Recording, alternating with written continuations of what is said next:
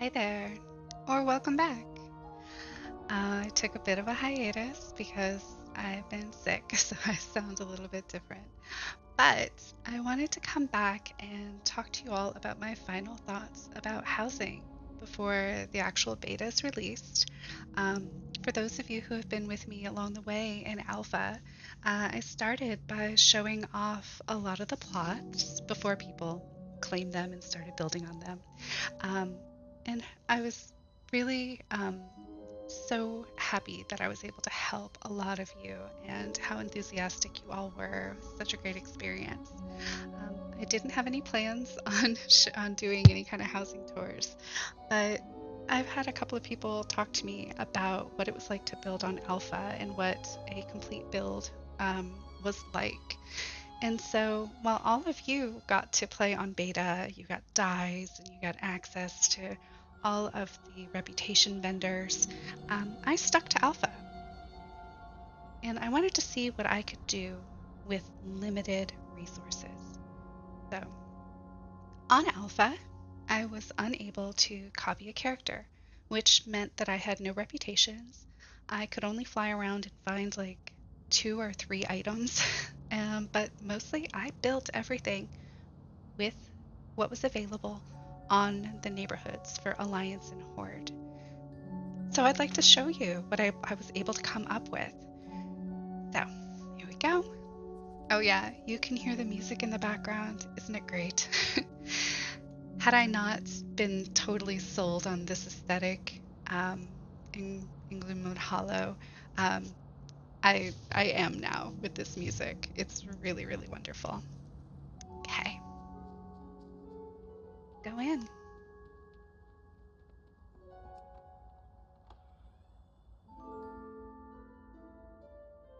I decided to build a playhouse, a public theater.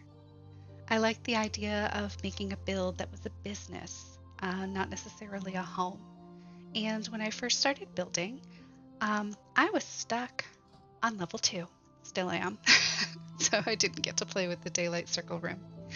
But I had learned all the decor and the leveling system wasn't working. So I'm stuck here. So what that means is all that I have is an interior decor placement of 1,155 and only room placement budget of 24. I do have the square room. So that's not a whole lot, right? And anybody who learns the items from the neighborhoods, you might even get past level 2. But again, I wasn't able to do that. But this is what you could do if all you had was access to these limited resources.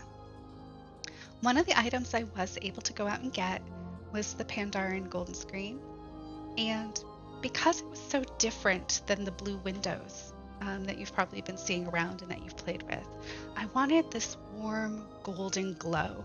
So whenever I found these screens, they look backlit. I wanted to put them everywhere. So I kind of did.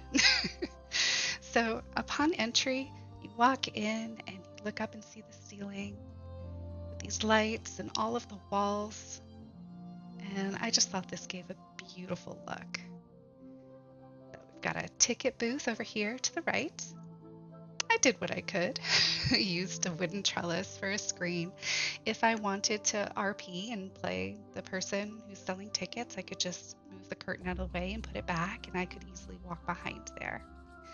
I put a social pillow pit in the center, because of course, if you're doing RP, you need a pillow pit, right? Lots of seating on the exterior. And I did mess with the door a little bit as well. So I put another screen in there and sunk it in so that the handle pops out. And I tried to make the door look like it fit here. So I also went a little crazy with the curtains, but they're great. Why not? For a snack cart, I went ahead and, well, I sunk this one in. I built around it to make it look like it was a built-in, but it is just a standalone snack cart that I was able to put some other items inside of. It's one of the easiest ways to add on to your build is to just build around something that is already pre-made. But I liked the look of that anyway. I thought it looked nice, and it has a beer sign on it, so it works. Now, if I could just get an item that I could make to look like popcorn, then that corn sign would make sense. Okay, let's see. When I first started building,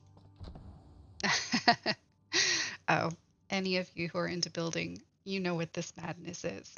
This is all of those screens put in at various wonky different angles, and they will stick out of the room. Madness. But that's okay. When I first started building, I thought that I was only going to do like 2 rooms because I don't have very much decor limit, right? And I wanted to fill it. I wanted to make it feel like it was lived in. So I thought I was only going to get 2 rooms, but I was able to make 4 rooms work. And I was so glad that I did, and I'll tell you why. So, when you first walk in, we have the stage and theater seating up the rise. We do not have a copy and paste feature, so setting all these chairs down and trying to line them up was a bit fiddly, a little obnoxious, but of course I could make it work. But then I thought to myself, whenever you go to a theater, you need balconies, right? And at first, I was just going to make some faux balconies. But then I thought, wait, if I use the staircases, they've got a doorway. And then it was just, I look at the gazebo and it just solved its own problem. So very happy about that. Let me show you. If I put the stairwell on the right and the left, I was able to use the open doorways up top to make those balconies actually functional. And the stairwell room actually looks pretty good, right? I used a tent and a lot of curtains to make that look like it was a fully fleshed out stage. Oh, I almost forgot to show you. So excited about this. Because in one of my last videos, I talked about needing a place decor list, and they gave it to us. I'm so happy about that. Yay! Now all we need is the copy and paste feature, right? I adorned the stage with some, trees and little balcony. So it just looks like there could be a play starting at any moment. And of course, those are not the ideal lights that I would like on the front of the stage. I have some bookmarked in the catalog for later, but this is all I had available to me. So, you just make it work. And then we got the balconies. So let me show you what else I was able to make. Well, intermission requires, a place for people to go, get up, walk around in the middle of a show. So why not make a bar? And there are a couple of booths back there, a couple of barrels and seating area for people to relax and get a drink between the acts of the play. I did play with some of the barrels and made them into cups and filled them with various things to try to make it look like, I don't know, maybe that one on the right has some steam coming off of it. The one in the center is a crystal that I flipped upside down to try to make it look like there's liquid. And then the other one has a swirl in it. Just trying to make it look like a unique piece of decor. I was just messing around. Go upstairs. I added seating areas to each of these landings because, well, frankly, I didn't really know what to do. But I think it worked out okay. I did mess with the windows a little bit. Most people have already figured out if you turn them around, they don't have the bright blue glaring at you. So if you flip them, they kind of look a little bit like night. I was just messing around with them a little bit and seeing what else I could place behind them, but I reached my decor limit. And here we have the balcony. You can actually sit here. You can look over. Yes, very, very pleased that I have actual real working balconies in my theater. And then up here, I wanted something a little bit more grand. So if you've been playing around with these basic candlelit chandeliers, you'll know that there's a version with 4 on it, and then there's a version with 3. And I just combined a bunch of them. I wanted to burn this place down. Like, more candles. Always more candles. And then on the other side, I really didn't know what to do, but of course the answer was staring me in the face. This is a public theater, which means we have to have bathrooms. What else are you going to do during intermission? So I have this cute little walk area, and I did end up making bathrooms, which, if you know me, it's my least favorite thing to make, but I always end up having to make them. I cobbled a little bit to come up with like a different sort of sink setup. Those are 3 items cobbled together to make that one. I know it's not the best, but it's not bad either. I tried, yeah. And then I did make bathroom stalls. So I had an okay looking toilet. And oh, I am so sorry, Khadgar, but we do not have toilet paper decor. Not yet, at least. So I use that for toilet paper. And then this last little bit, more seating. I just added a fountain and some greenery to try to dress this side up a little bit more, make it a little bit more fancy. And the same scene.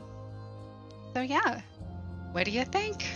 I think I was able to flesh this out pretty darn well with limited resources, limited availability of decor, just what they gave you.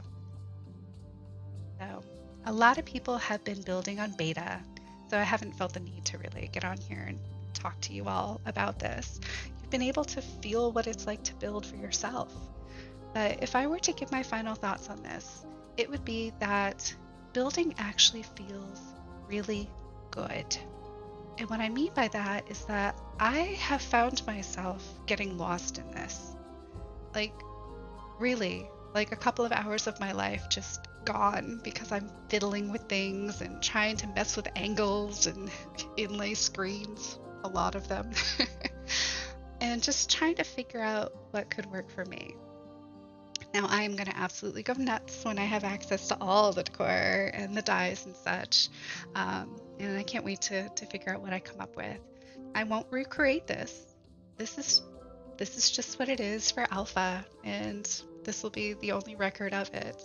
But if you like this, or if this inspired you, then thanks for tuning in.